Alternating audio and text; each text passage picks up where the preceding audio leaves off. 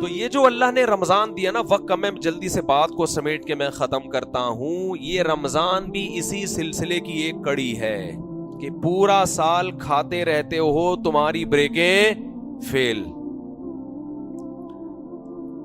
اللہ کہتے ہیں اپنی پیٹ کی ہر خواہش پوری کرو گے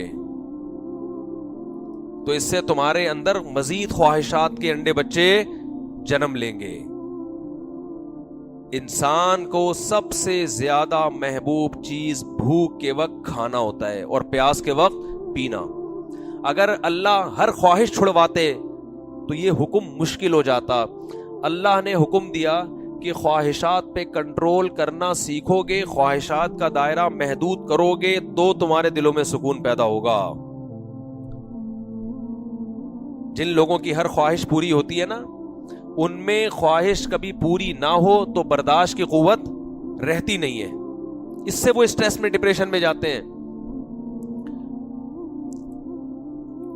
اللہ نے انسان کو ایسا بنایا ہے کہ جو قوت اس کی استعمال ہوتی ہے نا، وہ قوت بڑھتی ہے. یہ اللہ کی عادت ہے. اگر آپ کی بچپن سے ہر خواہش پوری ہو رہی ہے تو برداشت کی قوت استعمال ہو رہی ہے بھائی؟ بولو نہیں تو برداشت کیا ہو جائے گی؟ ختم. اگر بچپن میں ہر خواہش پوری نہیں ہوتی، کچھ پوری ہو رہی ہیں، کچھ، اگر کوئی بھی خواہش پوری نہیں ہو تو پھر نفس بغاوت کرتا ہے. سمجھ رہے ہیں نا؟ پھر بھی خطرناک ہے. پھر انسان معاشرے سے باغی ہو جاتا ہے، وہ بھی خطرناک. تو نہ تمام خواہشات پوری کرنی ہے اور نہ تمام خواہشات کو قربان کرنا ہے. کچھ خواہشات پوری کرنی ہے، کچھ پہ کیا کرنا ہے؟ بریک لگانا ہے. اب کون سی پوری کرنی ہے، کن خواہشات پہ بریک لگانا ہے، یہ فیصلہ ہم نے خود نہیں کرنا. یہ چارٹ جو ہے نا، اللہ نے ہمیں پہلے سے بنا کے دیا ہوا ہے. یہ اسلام کے پاس آپشن ہے. اسلام کے علاوہ کسی اور کے پاس یہ پیکیج نہیں ہے. وہ ہمیں اللہ نے پہلے سے ایک پیپر پہ لکھ کے دے دیا ہے، یہ پوری کر لو، یہ والی چھوڑ دو. ساری چھوڑو بھی نہیں، بغاوت پیدا ہوگی. یہ نعمتوں سے فائدہ نہیں اٹھاؤ، خودکشیوں کی طرف جاؤ گے. اور ساری پوری بھی نہیں کرنی، اس سے تمہیں خوشیاں نہیں ملیں گی. تمہارا نفس پھول کے کپا ہو جائے گا. اس میں اتنا کولیسٹرول پیدا ہوگا کہ یہ ڈپریشن سے مر جائے گا. یہ تو اس لیے اللہ نے حکم دیا میں تمہیں ایک پیکج دے رہا ہوں، یہ والی پوری کر لو، یہ والی چھوڑ دو. تو بیلنس رہتا ہے انسان. جب آپ اپنی خواہشات کو لگام دیتے ہیں، روکتے ہیں، آپ میں برداشت کی قوت پیدا ہوتی ہے.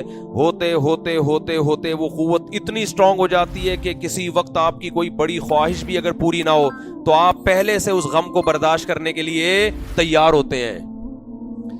ورنہ انسان ایسا بن جاتا ہے کہ اس میں برداشت کی صلاحیت ہی ختم ہو جاتی ہے. اور ایک وقت انسان کی زندگی میں برداشت کرتے کرتے ایسا آتا ہے، اتنا پاورفل ہوتا ہے کہ وہ غم پروف بن جاتا ہے. جیسے یعقوب علیہ السلام ساری زندگی غموں میں گزری، مگر ایک حرف بھی اللہ کا زبان سے شکایت کا نہیں آیا. اللہ کے بارے میں ایک حرف بھی نہیں آیا.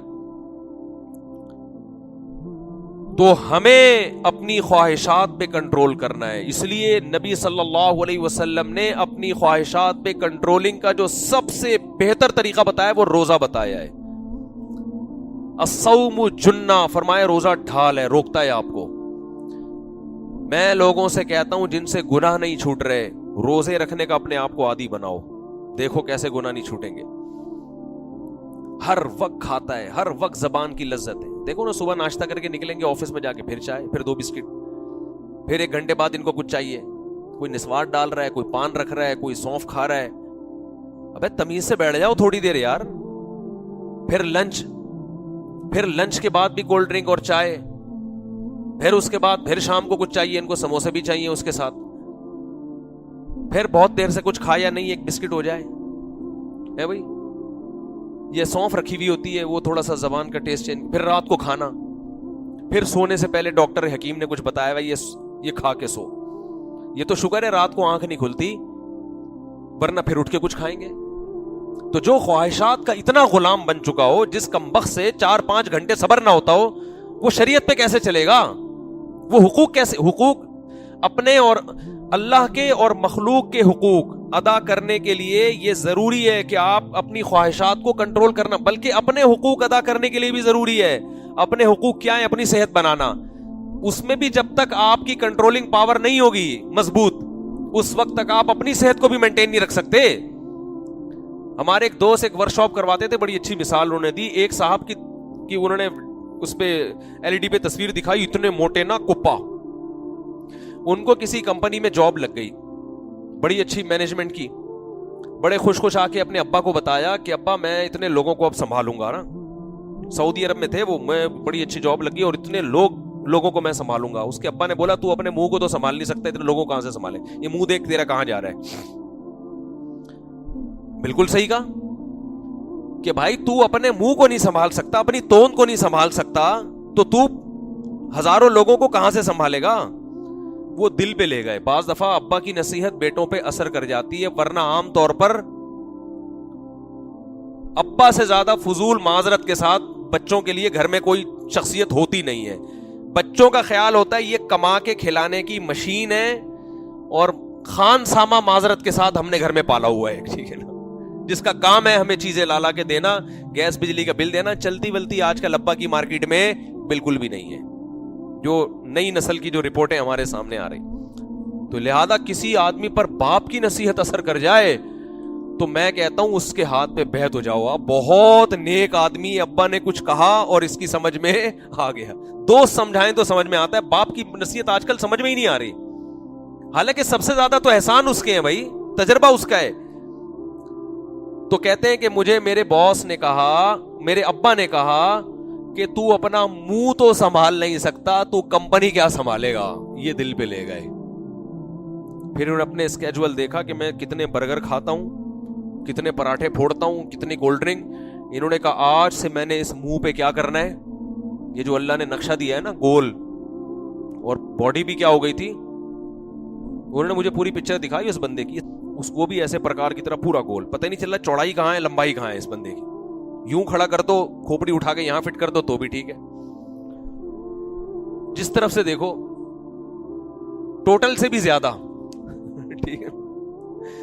تو خیر انہوں نے پھر ایکسرسائز شروع کی, کھانے پینے پہ کیا کیا, کنٹرول. پراٹھے مراٹھے چھوڑ دی, کنٹرول کیا کھانے پہ. اور اللہ کی قدرت کے 1 سال کے اندر آدھے سے زیادہ مارکیٹ سے وہ شارٹ ہو گئے. لوگ کہہ رہے ہیں باقی کہاں ہیں, لیکن اس کا فائدہ یہ ہوا ڈاکٹروں نے کہا کہ 10 سال شوگر کو آپ نے آگے دھکیل دیا ہے, آپ کو شوگر ہونے والی تھی, چشمہ اتر گیا, اتنے موٹے چشمے لگے ہوئے تھے, چشمہ اتر گیا, صحت خاندانی ہو گئی. تو اپنے حقوق ادا کرنے کے لیے بھی انسان کو اپنے نفس پہ کنٹرول کرنا پڑتا ہے. تو اللہ کے حقوق اور مخلوق کے حقوق کہاں سے ادا ہوں گے, سب سے زیادہ تو اپنا خیر خواہ ہوتا ہے. تو اس لیے اللہ نے ہمیں رمضان دیا کہ بہت کھا لیا, بہت پھوڑ لیا, صبح چائے, پھر وہاں جا کے گٹکا, پھر وہاں جا کے سگریٹ, پھر وہاں جا کے چائے میں ڈبو کے کھا رہا ہے, پھر سموسے وہاں سے پھانک لیے, پھر شام کو ایک پھکی لے کے بیٹھا ہوا ہے نا ہضم کرنے کے لیے. رائزک کے مریض میں نے دیکھے ہیں, ہر کھانے سے پہلے رائزک کھا رہے ہیں. تو اب تو یہ دوائیں ایسی ہو گئی ہیں ہمارے کھانے کا جز بن جائیں گی تھوڑے دنوں میں. یہ جو ہے نا, یہ جو ہاضمے کی دوائیں ہیں, تھوڑے دنوں میں آپ دیکھیں گے کہ یہ بھینس بھی یہی دینا شروع کر دے گی, مجھے لگ رہا ہے. کھیتوں سے یہی اگنا شروع ہو جائیں گی. اللہ کہیں گے تم نے آلو پیاز ٹماٹر تو چھوڑ دیے, تم زیادہ شوق سے ہاضمے کی دوائیں کھا رہے ہو. تو ہو سکتا ہے یہ اگانا شروع کر دیں لوگ, تو اتنا کھا رہے ہیں. تو اللہ نے حکم دیا کہ جو سب سے لذیذ خواہش ہے, انسان کی باڈی کی 2 ریکوائرمنٹ ہوتی ہیں, ایک زبان کی لذت اور ایک خواہشات, سیکسول ڈیزائرز. یہ 2 ریکوائرمنٹ باڈی کی ایسی ہیں جن کو برداشت کرنا انسان کے لیے بہت مشکل. جب یہ خواہشات پیدا ہوتی ہیں تو اللہ نے رمضان میں دونوں چیزیں چھڑوا دی. نہ روزے کی حالت میں زوجہ سے ہم بستری کر سکتے ہو, اور نہ روزے کی حالت میں پانی پی سکتے ہو, نہ کھا سکتے ہو, نہ گٹکا, نہ سگریٹ, نہ پان. اور یہ 2-4 دن کی بات نہیں ہے, پورا مہینہ تم نے اس اسکیجول میں گزارنا ہے. تو اس کا بڑا مقصد کیا ہے, اپنی خواہشات کو کنٹرول کرنا سیکھو. لیکن ہم اتنے ڈھیٹ ہیں, ہم کہتے ہیں اللہ تو نے سحری سے لے کے افطاری تک چھڑوا دیا, افطاری کا ٹائم آنے دے, بس تو آنے دے, آن دے خالی, ایسے آستی نے چڑھا, آن دے خالی. اور جو پورا مہینہ روزہ رکھوایا چاند نظر آنے دے. عید کے دن میں نے تجربہ کیا ہے, اگر آپ تھوڑا سا بھی زیادہ کھا لو بدہضمی ہو جاتی ہے. کیوں؟ میدا ایک مہینہ بھوکا رہ کے اچانک اتنا برداشت نہیں کرتا. یہ ڈاکٹر بھی کہتے ہیں, تجربہ بھی ہے. یعنی آپ کی خوراک رمضان گزرنے کے بعد آٹومیٹیکلی کم ہو جاتی ہے. وہ الگ بات ہے کہ لوگ اس کو مانتے نہیں ہیں, پھر بھی تھوڑ سے پیٹ خراب کرتے ہیں. اکثر لوگوں کا عید کے دن پیٹ خراب ہوتا ہے. حالانکہ گاڈ نے آپ کو, اللہ نے آپ کو ایک گفٹ دیا کہ اب آپ کا میدا سکڑ گیا ہے, اب تھوڑے میں پیٹ بھر جائے گا. ہم کہتے نہیں, میں نے جو رمضان سے پہلے جتنے کھایا تھا نا, میں اتنا ہی کھاؤں گا. تو ہم ڈھیٹ ہیں بھائی. ہم کیا ہیں؟ اچھا میں بس ختم کروں. تو یہ ہم ڈھیٹ ہیں, یہ ہمارا قصور ہے, یہ رمضان کا قصور نہیں ہے. تو رمضان میں گناہ بھی چھوڑنے ہیں, کیونکہ نبی نے فرمایا جس نے بھوکا پیاسا رکھ کے بھی گناہ نہیں چھوڑے تو اللہ کو اس کے بھوکا پیاسا رہنے کی کوئی ضرورت نہیں ہے. تو اصل تو یہ ہے کہ جب بڑی خواہش کو چھوڑو گے تو چھوٹی موٹی خواہشیں چھوڑنا آسان ہو جائے گا. تو اصل مقصد ہے کہ آپ کی روحانی تربیت ہو اور آپ سے گناہ چھوٹ جائے. آپ یہ سوچو کہ جو رزق حلال تھا وہ حرام ہو گیا, تو جو پورے سال حرام تھا وہ تو اور زیادہ حرام. بد نظری پورے سال حرام, رشوت لینا پورے سال حرام, نماز چھوڑنا پورے سال حرام, داڑھی کاٹنا پورے سال حرام, اور زنا کرنا پورے سال حرام. تو جو حرام ہمیشہ سے ہے وہ تو اور زیادہ برا ہے کہ نہیں ہے. لیکن فلم دیکھ رہے ہیں روزہ گزارنے کے لیے. میں نے ایسے لوگ بھی دیکھے کہ روزہ نہیں گزر رہا تو فلم دیکھ رہے ہیں بیٹھ کے. تو یہ کیا ہوا بھائی؟ اللہ تعالیٰ سے دعا ہے کہ رمضان کو اللہ ہمارے حق میں حقیقی طور پر رمضان بنائے.